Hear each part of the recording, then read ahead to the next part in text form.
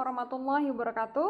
Perkenalkan kami dari kelompok 4 dengan anggota Denmasdita Sandi, Endah Nurnovianti, saya Herisa Anggraini dan Imam Agung Wijaya. Pada mata kuliah Kepemimpinan dan Perilaku Organisasi, Program Pascasarjana jurusan Manajemen Pendidikan Islam. Pada kesempatan kali ini, kami akan menayangkan hasil presentasi yang telah kami buat dengan tema aspek-aspek dalam perubahan organisasi. Untuk mengetahui pengertian, tujuan, sasaran, dan faktor perubahan dalam organisasi akan dibahas oleh Denmasdita Sandi. Karakteristik perubahan dan jenis-jenis perubahan dalam organisasi akan dibahas oleh Endah Nurul Novianti. Target, tahapan, strategi perubahan, dan penyebab kegagalan dalam suatu organisasi akan dibahas oleh Imam Agung Wijaya. Berikut penjelasannya. Baiklah, bismillahirrahmanirrahim. Assalamualaikum warahmatullahi wabarakatuh. Innalhamdulillah nahmaduhu wa nasta'inuhu wa na'udzu billahi min syururi anfusina wa min sayyiati a'malina may yahdihillahu fala mudhillalah wa may yudlilhu fala hadiyalah. Asyhadu an la ilaha illallah wa asyhadu anna Muhammadan abduhu wa rasuluhu la nabiyya ba'da. Perkenalkan diri, nama saya Denmasdita Sandi. Saya akan membacakan materi dari kelompok kami tentang pengertian perubahan organisasi, sasaran perubahan organisasi, tujuan perubahan organisasi, dan juga faktor-faktor penyebab perubahan organisasi. Untuk itu, langsung saja saya mulai.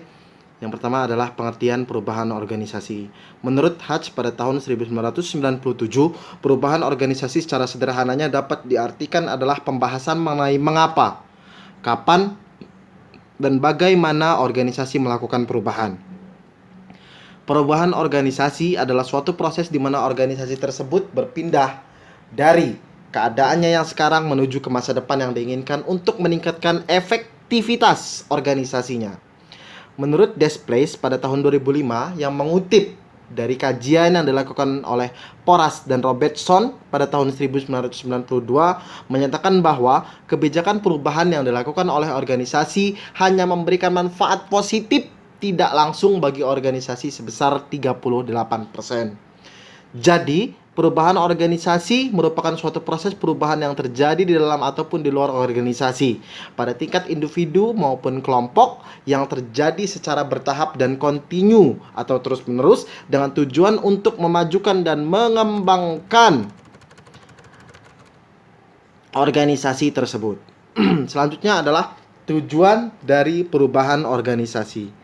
Tujuan dari perubahan organisasi adalah untuk meningkatkan suatu kehendak yang kita inginkan untuk mencapai sebuah tujuan yang jelas. Lalu, macam-macam tujuan perubahan organisasi yaitu adanya untuk mempererat organisasi satu dengan organisasi yang lainnya, untuk meningkatkan mutu dari organisasi tersebut, untuk meningkatkan peranan organisasi di masyarakat luas, untuk memberikan dampak positif kepada masyarakat, dan yang terakhir adalah untuk melakukan penyesuaian terhadap perubahan organisasi yang telah dibuat. Lalu apa saja sasaran perubahan organisasi? Sasaran utama dalam perubahan organisasi terdiri dari perubahan sikap dan keterampilan kerja, perubahan peran kerja, teknologi, dan strategi kompetitif. Yang pertama, perubahan sikap dan keterampilan kerja, pendekatan yang fokus pada sikap melibatkan perubahan sikap dan nilai-nilai dengan daya tarik persuasif. Program pelatihan, pembentukan tim, dan program perubahan budaya. Pendekatan pada perubahan keterampilan teknis atau antar pribadi dapat dilakukan dengan program pelatihan. Melalui perubahan sikap dan keterampilan teknis atau antar pribadi dapat dilakukan melalui pelatihan.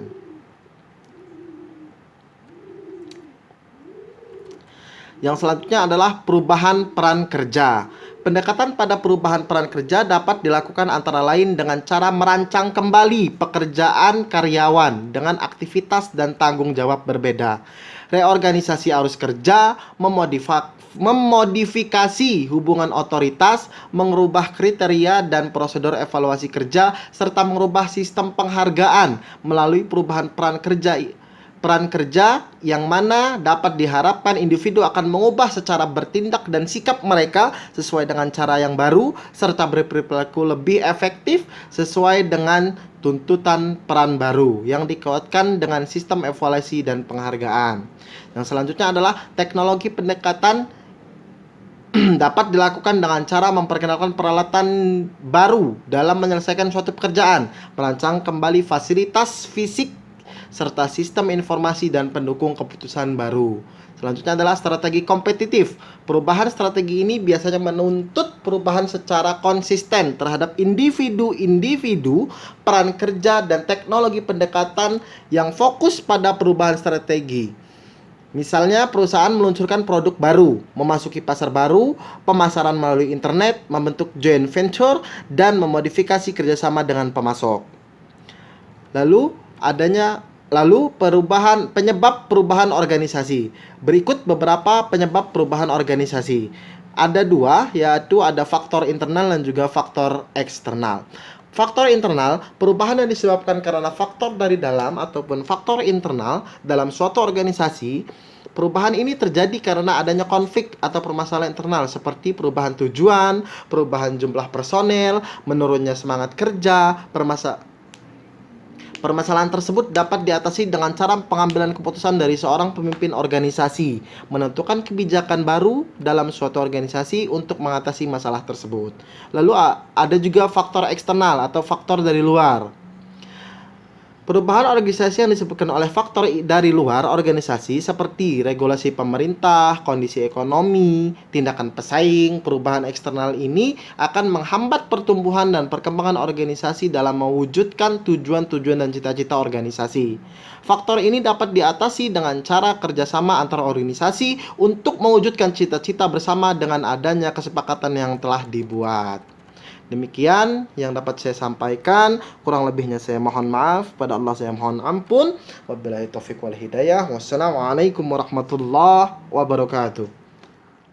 Baiklah, sekarang giliran saya ingin menyampaikan karakteristik perubahan yang ada dalam suatu organisasi. Di mana suatu organisasi untuk masa seperti sekarang ini, masyarakat semakin maju dan juga masyarakat dituntut untuk dinamis atau berkembang, tentunya suatu organisasi juga harus ikut berkembang. Nah, dalam suatu organisasi, ketika semuanya mulai ada hal-hal yang baru, tentunya harus disesuaikan juga dengan tuntutan kebutuhan-kebutuhan yang terbaru atau terupdate. Nah, di sini otomatis suatu organisasi haruslah mengadakan suatu perubahan yang tadi sudah disampaikan juga oleh rekan saya sebelumnya, di mana suatu organisasi tidak akan pernah lepas dari yang namanya perubahan. Dari situ kita perlu untuk memahami apa saja sih sebenarnya karakteristik atau ciri-ciri dalam perubahan suatu organisasi.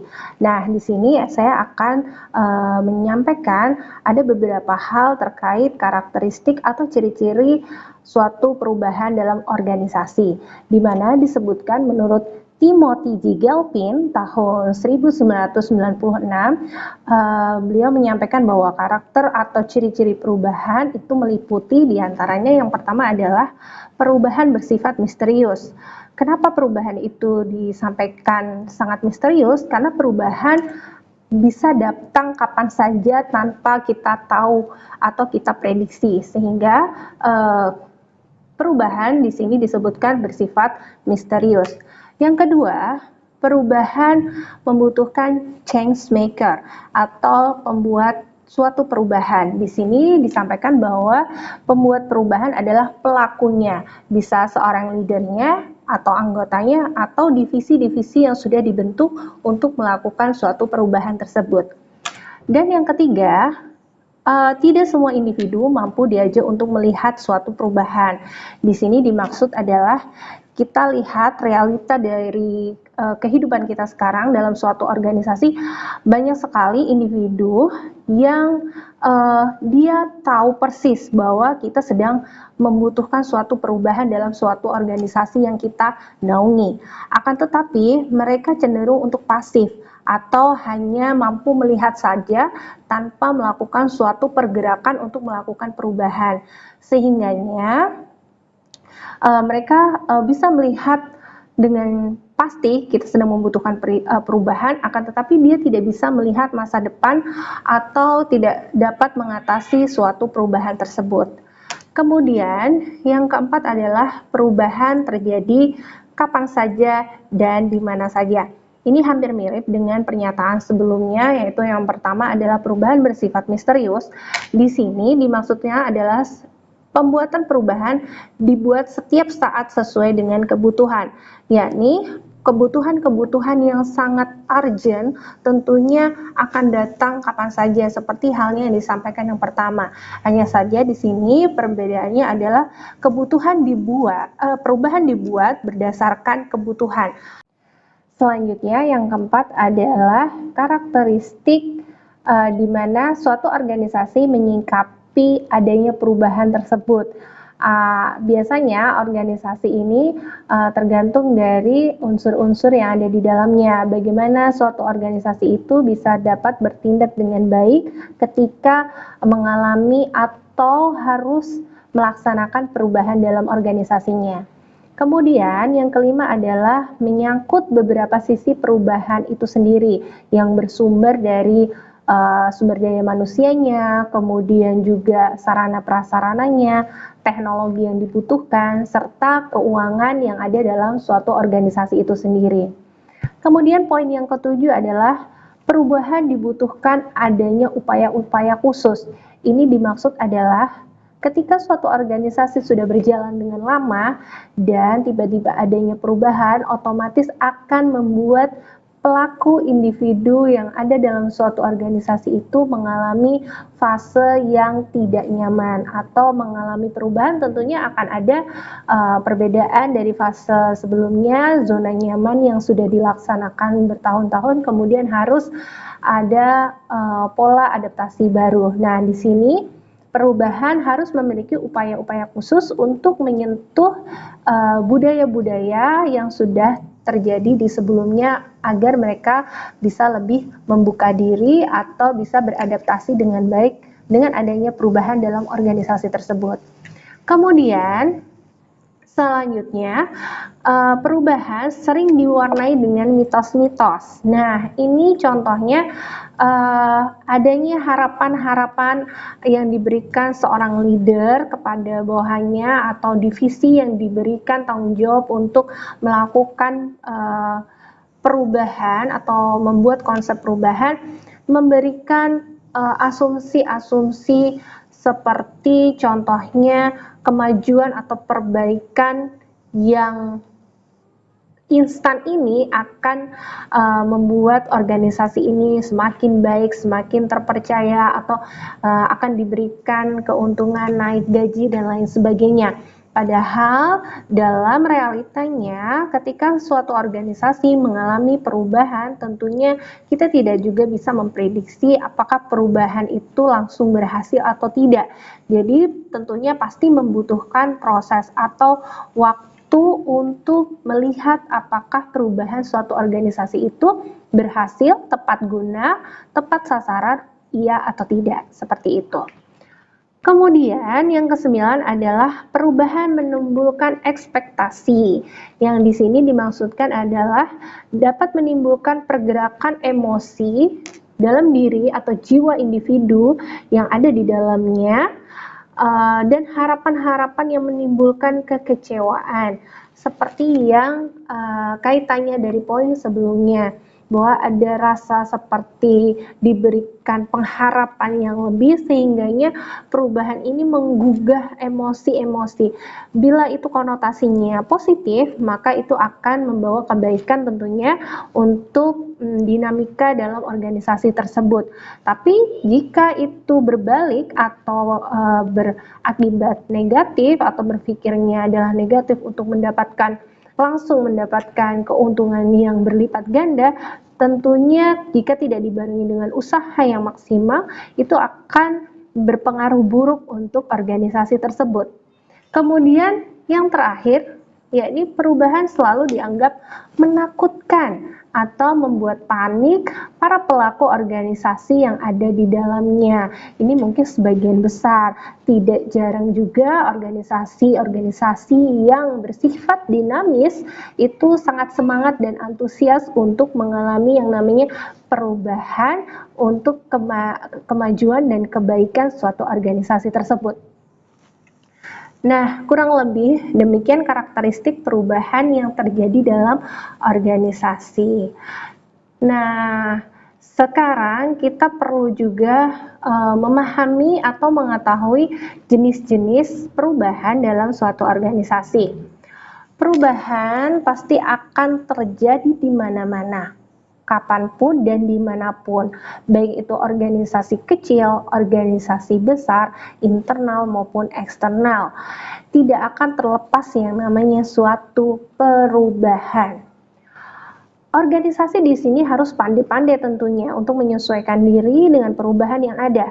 Apakah itu perubahannya pengembangan organisasi itu sendiri, perubahan pasar, perubahan selera konsumen, kemudian tren atau mode, kemudian perubahan teknologi atau kemajuan zaman yang terkait dengan dunia elektronik, kemudian juga lain sebagainya. Ini juga sangat berpengaruh terhadap suatu perubahan dalam organisasi.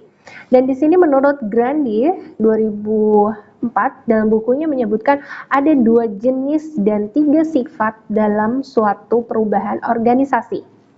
Oke, yang pertama kita sampaikan jenis-jenis perubahan dalam suatu organisasi. Jenis-jenis perubahan di sini ada 2. Yang pertama adalah perubahan secara terencana. Kemudian yang kedua adalah perubahan secara tidak terencana. Suatu organisasi juga harus paham betul tentang jenis-jenis perubahan, di mana organisasi juga harus dapat menyesuaikan diri dari adanya perubahan. Apakah itu perubahan mengenai pengembangan organisasi itu sendiri, kemudian perubahan pasar, perubahan selera konsumen, kemudian perubahan tren atau mode, kemudian juga ada perubahan teknologi dan sebagainya. Oleh sebab itu, suatu organisasi juga harus memahami tentang jenis-jenis atau mengetahui jenis-jenis suatu perubahan yang ada dalam organisasi. Seperti yang disampaikan oleh Grandi dalam bukunya tahun 2004, dia menyebutkan ada 2 jenis dan 3 sifat dalam perubahan organisasi, di mana 2 jenis dan 3 sifat perubahan dalam organisasi ini tentunya saling berkaitan satu dengan yang lainnya. Baik, selanjutnya langsung saja kita sebutkan jenis-jenis perubahan. Jenis-jenis perubahan dibagi menjadi 2 menurut Grandi. Yang pertama adalah perubahan terencana, di mana aktivitas yang diarahkan dalam sifat dan desainnya untuk memenuhi beberapa tujuan organisasi tersebut benar-benar secara sistematis terencana. Contohnya, perubahan dalam produksi jasa, perubahan dalam ukuran dan standar suatu organisasi, serta perubahan dalam sistem administrasi. Tentunya semua itu harus secara prosedural atau tersusun rapi. Nah, itu jenis yang pertama. Kemudian jenis yang kedua yaitu perubahan tidak terencana atau seperti yang tadi kita sampaikan bersifat misterius. Nah, di sini merupakan pergeseran dalam aktivitas organisasi karena adanya kekuatan yang bersifat eksternal, yaitu kekuatan yang dari luar suatu organisasi tersebut, di mana itu menjadi penekanan atau mendukung adanya perubahan yang harus dilakukan dalam suatu organisasi. Misalnya ya seperti saya awal tadi sampaikan bahwa adanya unsur-unsur kebutuhan di luar di lapangan sana itu sangat menuntut sekali suatu organisasi harus mengalami perubahan seperti tren pada masa kini, kemudian kemajuan teknologi, itu juga sangat berpengaruh sekali bagaimana suatu organisasi itu dapat terus eksis atau berkembang dari organisasi-organisasi lainnya. Ya. Dan selanjutnya, jenis-jenis sifat perubahan tadi ya. Yang pertama, perubahan bersifat smooth increment change, di mana perubahan terjadi secara lambat, sistematis, dan dapat diprediksi. Nah, ini sifatnya perubahan ini kita tahu bahwa kira-kira dalam jangka pendek, jangka panjang, atau menengah pasti akan terlihat suatu perubahan yang terjadi dari lingkungan kita sekitarnya. Itu bersifat smooth incremental change. Itu yang pertama. Kemudian yang kedua, bumpy incremental change, di mana perubahan ini dicirikan sebagai periode relatif tenang sekali di sela percepatan pergerakan suatu perubahan. Pemicu perubahan jenis ini biasanya bersumber dari perubahan internal itu sendiri, berarti dalam include atau di dalam dinamika organisasi itu sendiri. Sifat selanjutnya dalam suatu perubahan yakni bumpy incremental change, di mana perubahan ini dicirikan sebagai periode yang sangat relatif lambat di antara percepatan perubahan di luar sana. Biasanya sifat ini cenderung dipengaruhi oleh faktor internal dalam organisasi tersebut. Misalnya, ada pergantian pengurusan suatu organisasi. Nah, itu bisa bersifat seperti itu. Kemudian adanya perubahan job desk masing-masing divisi dalam suatu organisasi. Nah, itu juga termasuk faktor internal, sifat, jenis organisasi bumpy incremental change. Kemudian yang ketiga adalah discontinued change, di mana perubahan ini ditandai oleh pergeseran-pergeseran cepat dan strategis, struktur atau budaya, atau juga dapat dari unsur ketiganya sekaligus. Jadi ada yang dari pertama, kedua, dan tipe ketiga ini bisa berjalan bersamaan. Contohnya, di negara kita adalah privatisasi sektor strategis yang dulunya dikuasai oleh negara lain. Kemudian misalnya privatisasi sektor telekomunikasi atau regulasi bidang pertelevisian atau perdagangan yang ada di Indonesia, yang mana alat telekomunikasi itu semakin hari semakin cepat sekali berkembangnya dan mendunia, bukan hanya di Indonesia saja, dan nggak cuma negara yang dituntut harus berkembang lebih cepat, tapi dalam organisasi itu sendiri, semua organisasi yang ada di Indonesia harus juga mengikuti adanya kebutuhan telekomunikasi, IT, dan lain sebagainya yang sudah terdahulu oleh negara-negara sebelum Indonesia gitu. Itu seperti itu. Tapi menurut Fred Sophie Eman membagi dua jenis perubahan juga menjadi dua bentuk sifat. Di antaranya adalah perubahan, yang pertama adalah perubahan revolusioner, di mana perubahan revolusioner ini adalah perubahan yang bersifat cepat dan biasanya berhubungan dengan sistem yang berlaku dalam suatu organisasi. Perubahan ini terjadi saat struktur yang ada secara fundamental ditransformasikan dan menghasilkan perubahan identitas suatu organisasi itu sendiri. Sebagai contoh, yaitu perubahan dalam hal misi biasanya berpengaruh juga terhadap semua level fungsi organisasi itu sendiri. Jadi pasti ketika suatu visi misi berubah dalam suatu organisasi secara sistemnya, otomatis tujuannya pun akan mengalami perubahan. Itu yang disebutkan perubahan revolusioner. Kemudian yang kedua adalah perubahan evolusioner. Perubahan ini adalah perubahan yang terjadi secara perlahan-lahan dan berharap tanpa menimbulkan gangguan dalam sistem. Jadi perubahannya tidak signifikan karena mengkhawatirkan terjadi goncangan di dalam dinamika individu atau dinamika sosial dalam suatu organisasi itu. Jadi perubahan dilakukan tetap, tapi dia lebih bersifat pelan-pelan, tapi tetap melakukan suatu perubahan. Oke, demikian dari presentasi saya. Nanti akan dilanjutkan pada bagian selanjutnya tentang target perubahan dalam suatu organisasi oleh rekan saya selanjutnya.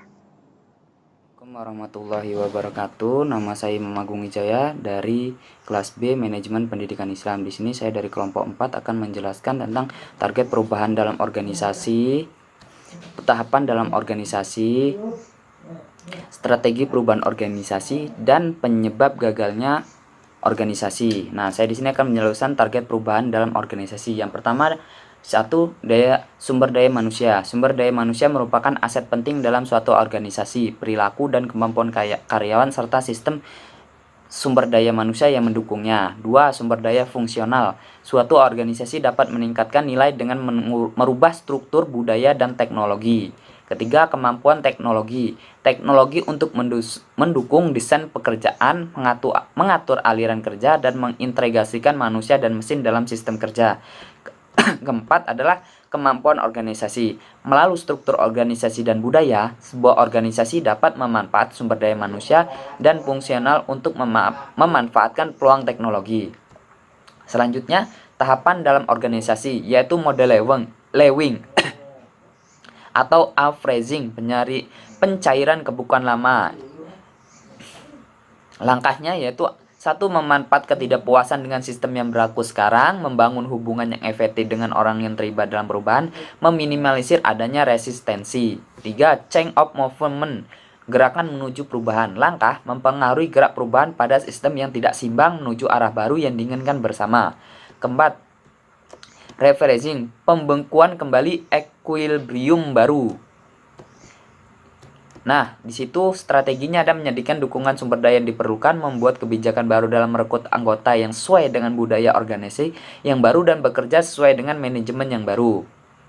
Nah, model Kotter, John Kotter mengungkapkan ada 8 tahap dan dalam melaksanakan perubahan organisasi. 1. Menciptakan kebutuhan untuk berubah. 2. Membentuk koalisi yang kuat. 3. Mengembangkan visi dan strategi.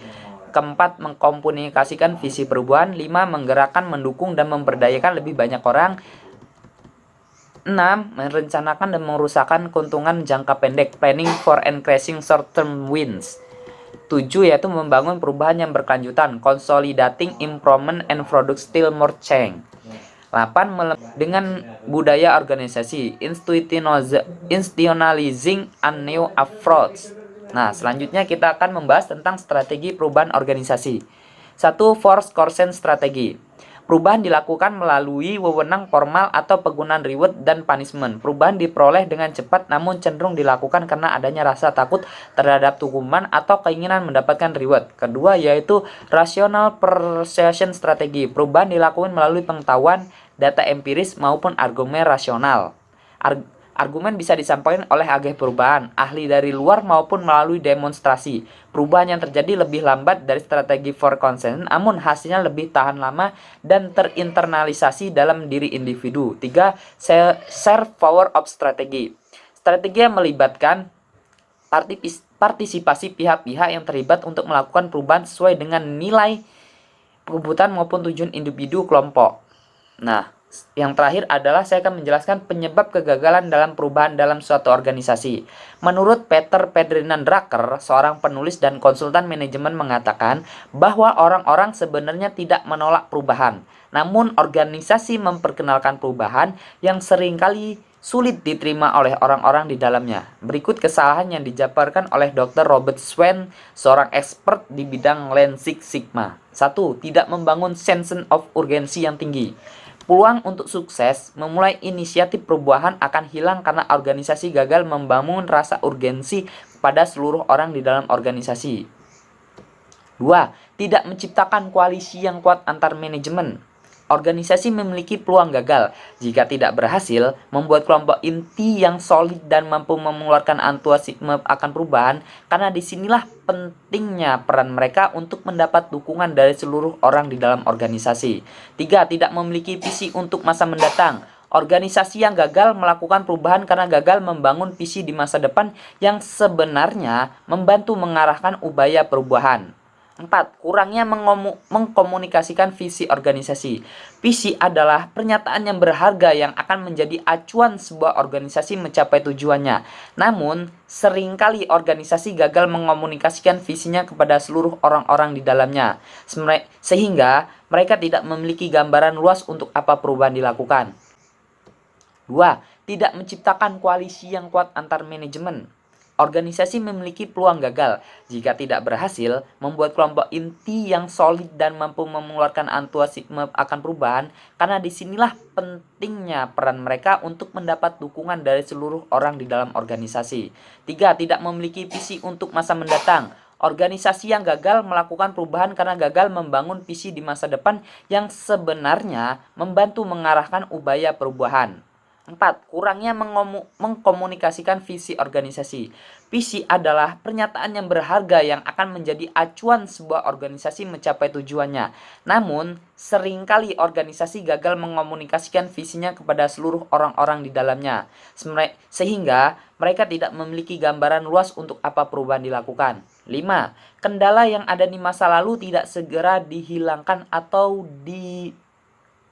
dibenahi. Kendala ini meliputi sistem, kebijakan, atau struktur yang merusak visi tidak segera dihilangkan. 6. Kurangnya penghargaan akan upaya perubahan dari individu.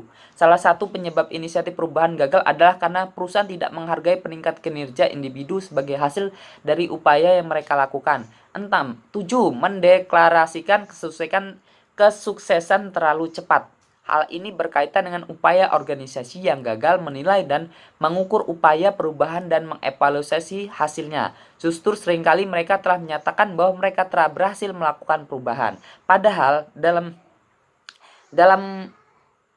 kenyataannya, orang itu selalu terburu-buru dalam mendeklarasikan kesuksesannya atau mendeklarasikan kesuksesannya terlalu cepat. Nah, keempat yaitu tidak menjembatani perubahan budaya dalam organisasi.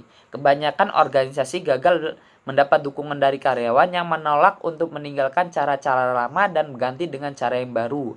Karena hal ini, organisasi tidak melakukan upaya pendekatan yang bertahap agar karyawan terbiasa untuk menggunakan cara baru dalam melakukan pekerjaan mereka.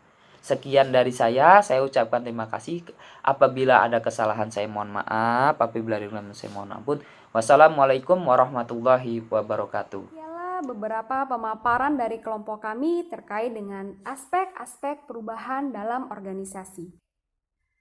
Jadi dapat disimpulkan bahwa setiap organisasi pasti mengalami perubahan dan perkembangan agar mampu beradaptasi dengan lingkungan sekitarnya.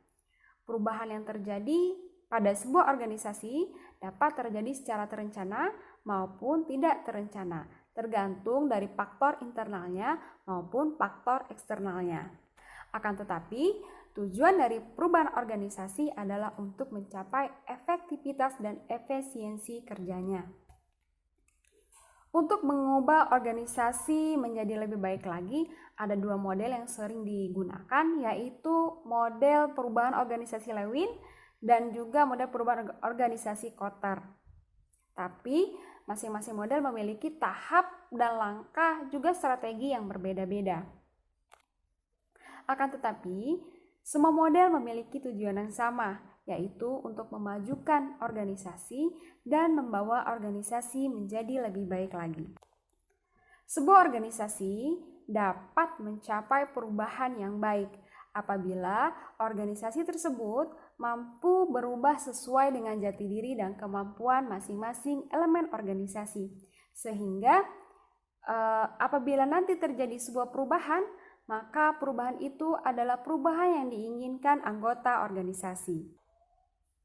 Dalam menghadapi perubahan, tentunya ada yang siap, ada juga yang tidak siap. Terus meningkatkan kreativitas, kewaspadaan, dan simpati terhadap lingkungan juga dapat menjadi kunci organisasi, sehingga suatu organisasi dapat berkembang secara cepat, tepat, sesuai dengan apa yang dicita-citakan. Demikianlah presentasi dari kelompok kami. Terima kasih atas perhatiannya. Semoga dengan presentasi ini dapat menambah wawasan kita semua. Apabila dalam penyajian makalah dan presentasi ini jauh dari kata sempurna dan ada tutur kata kami yang kurang berkenan di hati, kami mohon maaf yang sebesar-besarnya. Selamat siang dan sampai jumpa. Kami akhiri. Wassalamualaikum warahmatullahi wabarakatuh.